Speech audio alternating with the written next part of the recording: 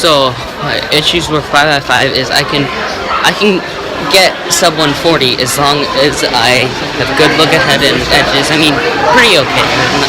And I don't get a ton of lockups, and I don't get nervous when I'm on 3x3 stage because it might be a good solve.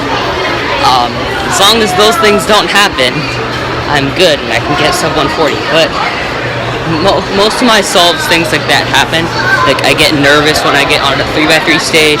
This is going to be a good solve, or I just get a ton of lockups on edges because it's good, or I'm nervous,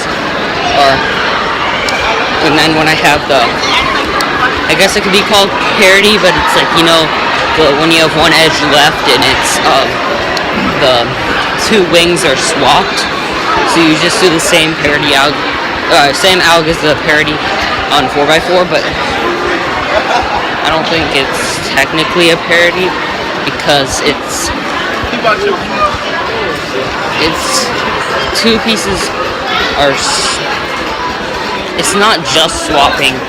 It's not just swapping those two pieces. It's also swapping two edges. So it's not like it's technically a parity error on 4x4. On 4x4, it is because there is no central piece. It just looks like two pieces that are flipped. But on 5x5, it's different. It's like a 3-piece. I think so, yeah.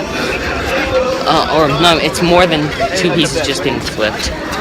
But that as long as I don't get lockups and mess up or have bad look ahead on edges or get nervous, lock up, things like that, I can get sub 140.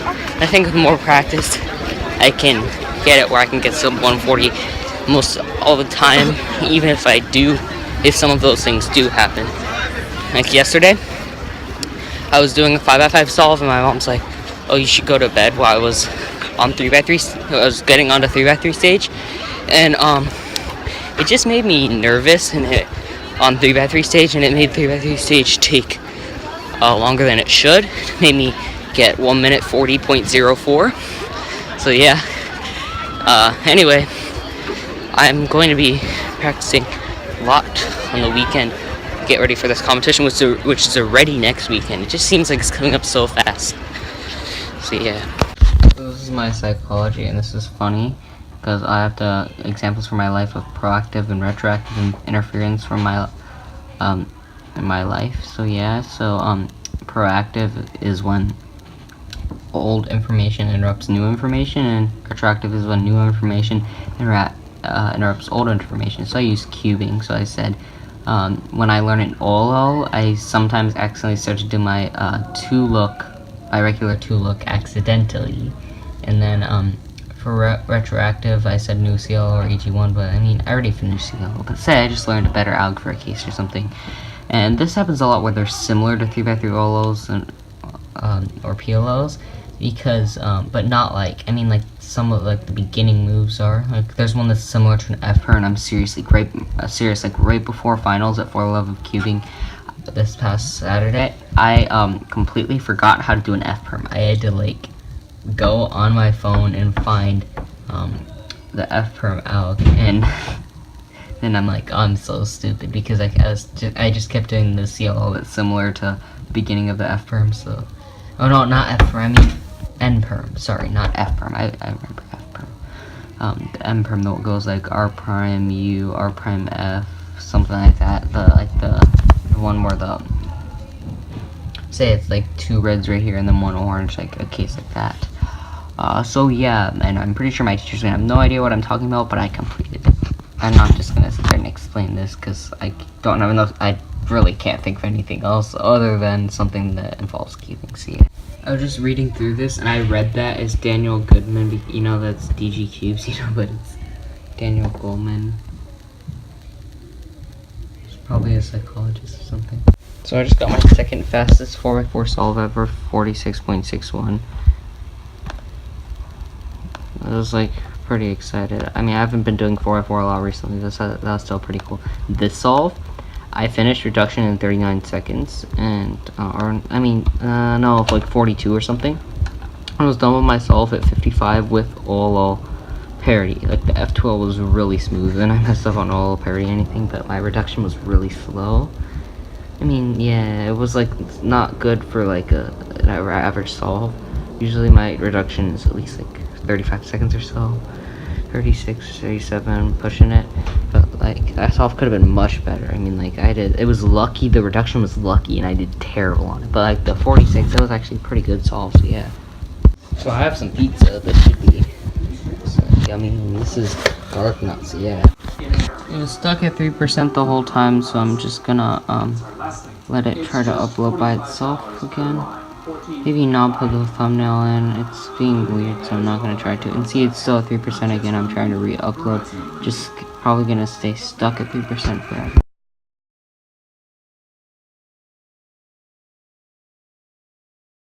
Oh yeah, so today is February 17th, 2017. I've wrote that so many times today. 2/17/17. I was making like a table of contents and did like a few different topics in calculus today. So yeah, their teacher wasn't here, but he left videos for us that like a video lessons. So yeah, but it's so weird how competition's already in 8 days. Because this is the shortest time between two competitions ever for me. Before this, there was Spring Scrambles on April 10th and Central Florida Summers on May 7th. So there's 30 days in April. Yeah, there's 30 days in April. So that's 27-day difference. This time it's 14 days. Wait, that's not right. Oh yeah, because Spring Scramble was delayed till Sunday, so instead of Saturday, it was on Sunday. So yeah, 27 days, and now 14 days between two competitions, which is crazy. Have two competitions between that quick. But the only event that they share, the only event that both competitions share is 3x3. So that's the cool thing about it, is that my last competition for the love of cubing, there wasn't 4x4, 5x5, VFMC, or a tentative unofficial Kilominx. So that's what will be happening at this competition. But also, I think the least hopes I will have for is 3x3. My main goal would be to beat my official PB single. I think that's very doable, because I'll only be able to stay there for the first 2 rounds, as I will have to leave for the flight, missing 4x4 finals and 3x3 finals, which I'll probably make those, like probably 3x3 finals. But I wouldn't be able interrupting the vlog. Whoa, I had no idea who. I thought for a second, I was like, who's that? And then I'm like, I see you in video. What class are you going to? No, but what period is next? 4th. Oh yeah, I thought it was like 7th, right? Oh. Yeah, bro. Okay. So I forgot what I was gonna say.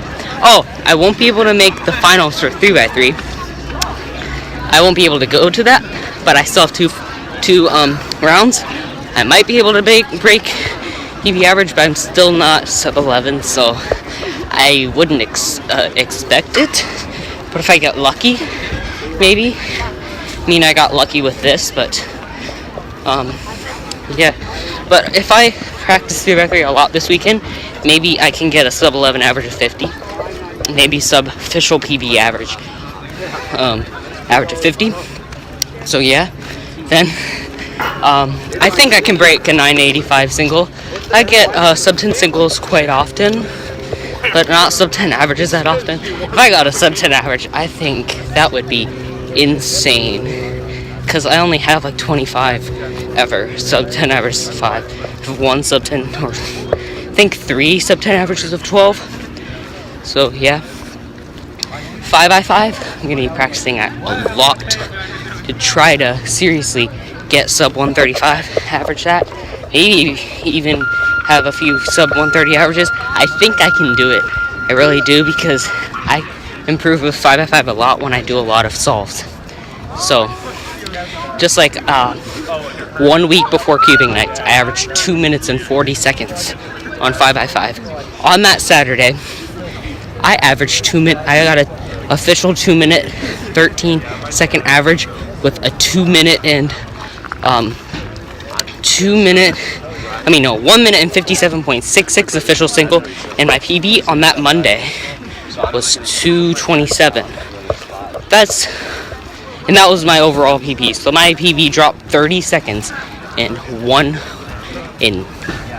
5 days. So yeah, I have high hopes for 5x5 and 4x4 feet. I'm just gonna do a few solves, hopefully get the cutoff. It's not like an event I care much about, but hopefully I make the cutoff.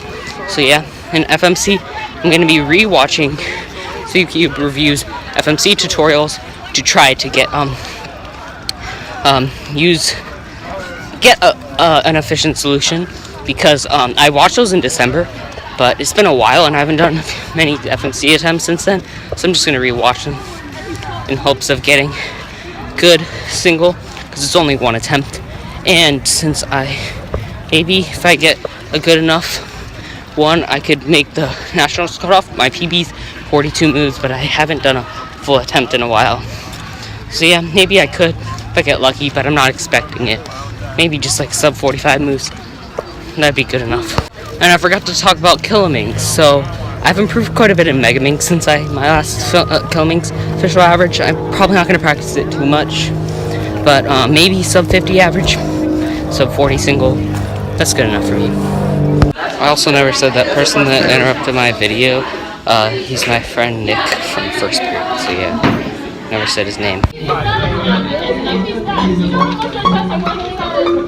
74 out of 3,753 people go to my school. This is the thing I have to do for English about this story. You know, I'm one of the characters in the right kid, and look how terrible they look. Kevin's just not having Jack, you literally just left your phone on the floor. Or I drew the bugs first. So their skin looks very weird. And I put some weird stuff in the background. So I got my third ever sub 8, but this time it was a full step. It had an A perm. So yeah, it's pretty nice scramble, because once I finished the first two F2L pairs, the last one was already made for me.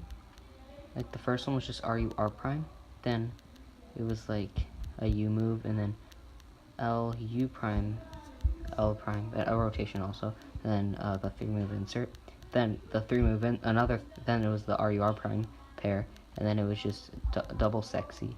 Then I had the RUR prime, U prime, M prime, UR, U prime, double R prime.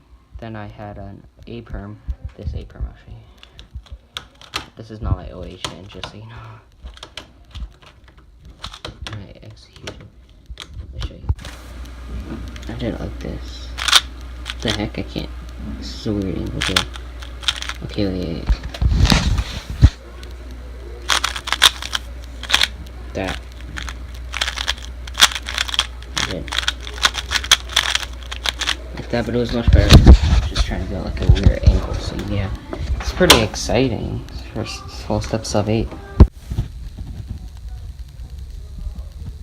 What's that sound? It's like this sound.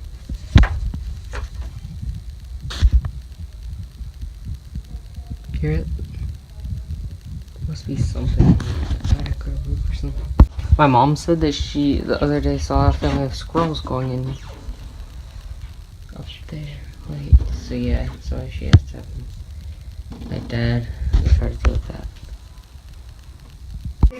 Look at Matt. Don't touch it. Was that on accident, Mom? Gavin, you're making him. Was that on accident? Yeah, it was.